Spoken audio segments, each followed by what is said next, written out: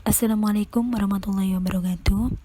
Di sini kami kelompok 2 akan mempresentasikan materi kedua tentang manajemen strategi, bab visi dan misi perusahaan yang diampu oleh Bapak Muhammad Aufa SEMSE.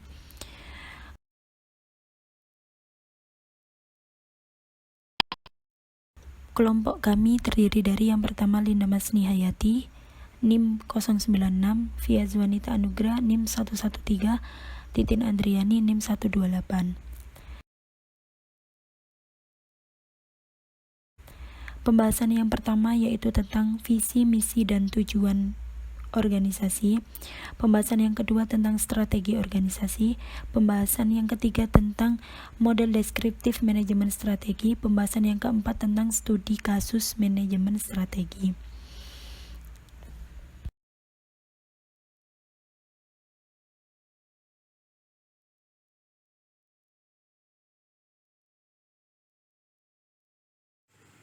Visi, misi, dan tujuan. Setiap organisasi mempunyai tujuan dan alasan yang unik dengan keberadaannya. Keunikan ini biasanya dicerminkan dalam visi dan misi.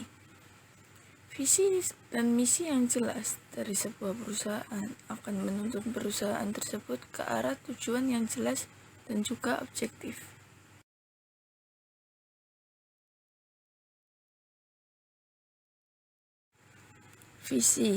Visi adalah pandangan jauh ke depan tentang ke arah mana sebuah perusahaan akan dibawa atau gambaran cita-cita apa yang ingin dicapai oleh perusahaan. Visi perusahaan akan menunjukkan suatu kondisi ideal tentang masa depan yang realistis, meyakinkan, serta mengandung daya tarik. Adapun tujuan penetapan visi perusahaan yaitu 1. Mencerminkan suatu yang akan dicapai perusahaan. 2. Memiliki orientasi pada masa depan perusahaan. 3. Menimbulkan komitmen tinggi dari seluruh jajaran dan lingkungan perusahaan. 4. Menentukan arah dan fokus strategi perusahaan yang jelas. Visi juga mempunyai beberapa manfaat. Yang pertama, menumbuhkan komitmen dan semangat kerja karyawan. Kedua, menumbuhkan rasa kebermaknaan. Ketiga, menumbuhkan standar kerja yang prima.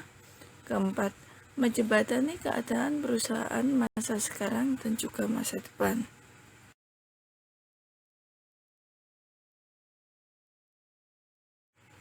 Misi adalah pernyataan tentang apa yang harus dikerjakan oleh perusahaan dalam usahanya mewujudkan visi. Adapun manfaat misi antara lain 1. Memastikan tujuan dasar organisasi. 2.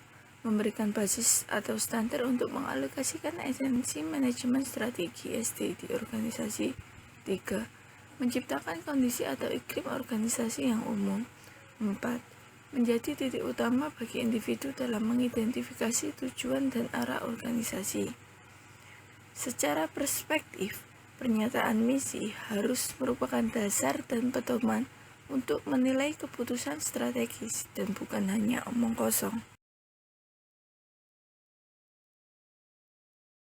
Tujuan adalah hasil terakhir yang dicari organisasi melalui eksistensi dua operasinya. Tujuan dapat berubah apabila 1. Adanya aspirasi manajer untuk masa yang akan datang. 2. Adanya perubahan misi.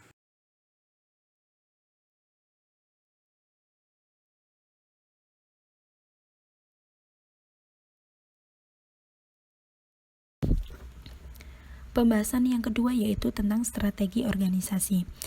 Strategi organisasi merupakan suatu keterampilan atau ilmu dalam memenangkan sebuah persaingan. Persaingan adalah perebutan konsumen pangsa pasar dan konsumen setiap saat akan mengalami perubahan. Maka strategi hendaknya dikelola dengan sedemikian rupa supaya tujuan perusahaan bisa tercapai. Oleh karena itu, setiap organisasi atau perusahaan harus memiliki strategi organisasi yang kreatif dan inovatif, di mana mereka akan dapat memenangkan konsumen atau pangsa pasar yang setiap saat mengalami perubahan. Dengan perubahan itu, maka setiap organisasi atau perusahaan harus memiliki strategi sesuai dengan perkembangan zaman yang akan dikelola dengan sedemikian rupa dan akan dikelola dengan baik agar dapat diterima oleh konsumen dan dapat merebut pangsa pasar di setiap saat.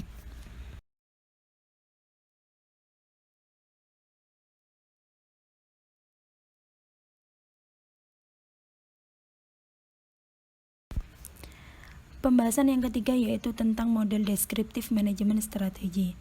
Ada 3 tahapan. Yang pertama yaitu perumusan strategi, yang kedua pelaksanaan strategi, dan yang ketiga evaluasi strategi.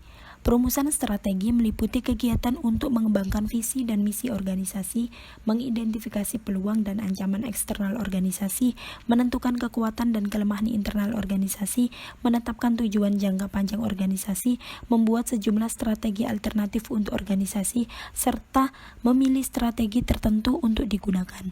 Dalam perumusan strategi, seseorang dapat melakukan pembuatan pilihan-pilihan strategi serta pengambilan keputusan strategi yang dipilih untuk diterapkan. Dalam perumusan strategi ini, seseorang dapat melakukan pembahasan tentang bisnis baru yang akan dimasuki maupun bisnis yang akan dihentikan, di mana alokasi sumber-sumber yang dimiliki, apakah akan melakukan ekspansi atau diversifikasi usaha, apakah akan memasuki pasar internasional, dan apakah akan melakukan merger, serta bagaimana untuk menghindari pengambil alihan secara paksa.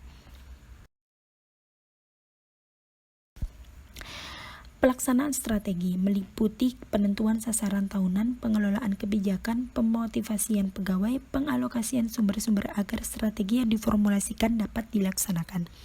Adanya pengembangan kultur yang mendukung strategi, menciptakan struktur organisasi yang efektif, pengarahan usaha-usaha pemasaran, penyiapan anggaran, pengembangan dan pemanfaatan sistem informasi, serta mengkaitkan kompensasi pegawai dengan kinerja organisasi.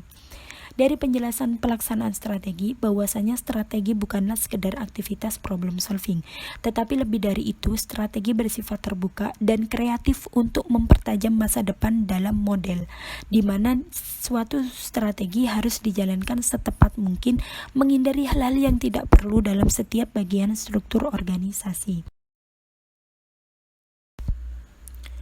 Evaluasi strategi meliputi kegiatan mencermati apakah strategi berjalan dengan baik atau tidak. Hal ini dibutuhkan untuk memenuhi prinsip bahwa strategi perusahaan haruslah secara terus-menerus disesuaikan dengan perubahan-perubahan yang selalu terjadi di lingkungan eksternal maupun internal perusahaan. 3 kegiatan utama pada tahap ini adalah menganalisa faktor-faktor eksternal dan internal sebagai basis strategi yang sedang berjalan, pengukuran kinerja, dan pengambilan tindakan perbaikan. Dari penjelasan tersebut, bahwasanya evaluasi strategi ini sangat dibutuhkan bagi perusahaan, karena suatu kesuksesan usaha yang diraih saat ini bukanlah menjadi keberhasilan di masa mendatang. Bahkan seringkali kesuksesan usaha pada masa sekarang bisa memunculkan persoalan yang baru dan berbeda. Demikian, jika perusahaan mengalami kegagalan, maka persoalan yang baru muncul dan harus dihadapi supaya bisa menghidupkan kembali aktivitas bisnis yang telah gagal.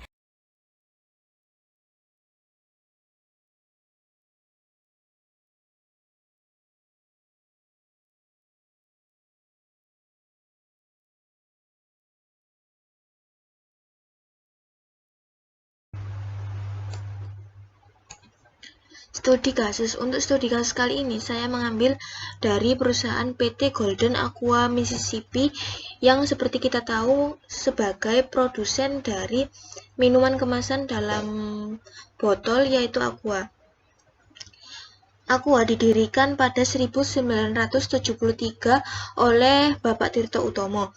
Pada waktu itu, pada 4 tahun pertama, Bapak Tirto Utomo mencoba untuk menjangkau seperti pelosok-pelosok kecil seperti terminal dan lain-lain. Tetapi saat itu anggapan masyarakat Indonesia tentang air kemasan dalam botol masih diremehkan, berbeda dengan luar negeri. Sehingga beliau menambahkan citra Aqua dengan menambah slogan bersih, bening, bebas bakteri. Tetapi hal tersebut tidak berhasil dan penjualannya kurang dari 2 juta liter. Lalu di tahun berikutnya, pada tahun 1979, Bapak Tirto Utomo mencoba untuk merubah slogan secara permanen menjadi air sehat setiap saat, serta beberapa pendekatan klinis untuk meyakinkan konsumen, dan terbukti cara tersebut berhasil. Lalu pada tahun 1983 bersamaan dengan perubahan slogan, Aqua juga melakukan inovasi dengan merubah kemasan baru, sehingga penjualan Aqua mencapai 13 juta liter. Lalu pada tahun 1998, PT Aqua Golden Mississippi bergabung dengan Grup Danone. Grup Danone ini adalah salah satu kelompok perusahaan air minum dan kemasan terbesar di dunia dan ahli dalam industri. Dan cara tersebut pun berhasil dengan pesat yang sangat meningkatkan penjualan Aqua. Hingga saat ini Aqua mempunyai 1 juta titik industri di seluruh Indonesia.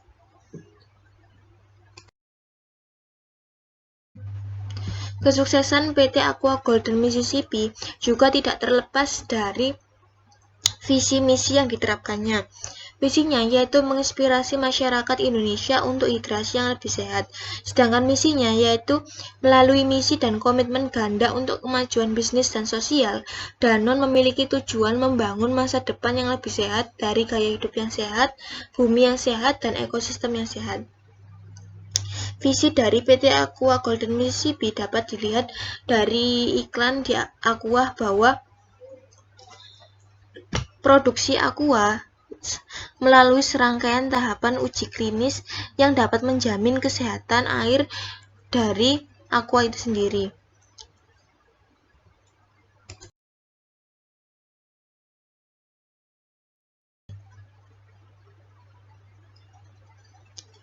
PT Aqua Golden Mississippi bersungguh-sungguh dalam menerapkan misinya.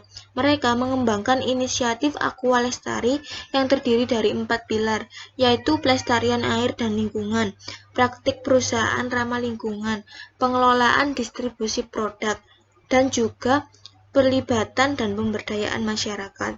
Hal tersebut dibuktikan dengan banyaknya kegiatan yang diadakan Aqua, seperti salah satunya konservasi dan juga gerakan menanam pohon. Hal tersebut menjadi wujud dari penerapan misi Aqua yang tidak hanya menerapkan masa depan yang lebih sehat dari gaya hidup yang sehat, tetapi juga bumi yang sehat dan juga ekosistem yang sehat.